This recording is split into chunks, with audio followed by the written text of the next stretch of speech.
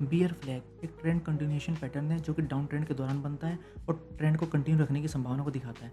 जैसे ही मार्केट में down trend आ रहा होता है, फिर मार्केट में प्रॉफिट बुकिंग आती है जिसे हम कंसोलिडेशन फेज कहते हैं। फिर मार्केट जैसे ही इस कंसोलिडेशन फेज को ब्रेक डाउन करता है, इस पूरे पैटर्न को हम कहेंगे bear flag pattern. Validity of bear flag, इस पैटर्न को वैलिड होने के लिए मार्केट में जो पुल बैक आता है, यह पुल बैक इस डाउन ट्रेंड के 38.2% से 50% तक का होना चाहिए, तभी इस पैटर्न को वैलिड पैटर्न कहा जाएगा। अदरवाइज अगर ये 50% से ज़्यादा का पुल बैक लेता है मार्केट इस डाउन ट्रेंड का, तो ये पैटर्न इनवैलिड हो जाएगा।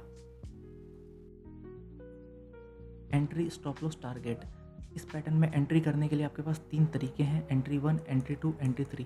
पहले केस में आपको कैसे एंट्री करनी है, जैसे ही मार्केट इस कंसोलिडेशन फेज का ब्रेकडाउन करेगा, आपको तुरंत एंट्री लेनी है। एंट्री 2 में आपको नेक्स्ट कैंडल का वेट करना है। जैसे ही next candle previous breakdown candle के लो को क्रॉस करेगी, आपको तुरंत एंट्री लेनी है।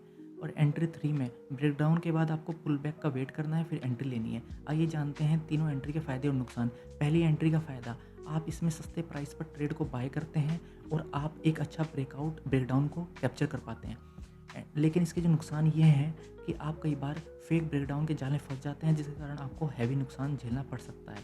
एंट्री 2 में आप इसमें फेक ब्रेकडाउन के चांसेस को काफ़ी कम कर देते हैं, जिसके कारण आपको अच्छे ट्रेड कैप्चर करने में मदद मिलती है।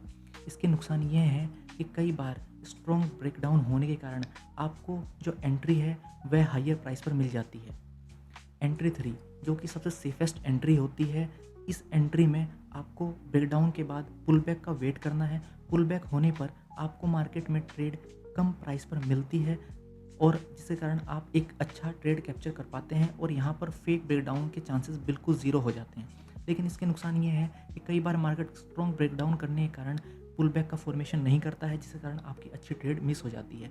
अब इन तीनों में से आपके लिए कौन सी बेस्ट एंट्री रहेगी, यह आपको बैक टेस्टिंग से पता लगेगा। आप जितनी बैक टेस्टिंग करेंगे और आप देखेंगे आप किस एंट्री में सबसे ज़्यादा सूटेबल है। इसी तरह की और भी इन्फॉर्मेटिव वीडियोस देखने के लिए आप प्लीज़ मेरे चैनल को फॉलो करिए। मैं इसी तरह के आपके लिए इन्फॉर्मेटिव वीडियोस लेके आता रहूँगा।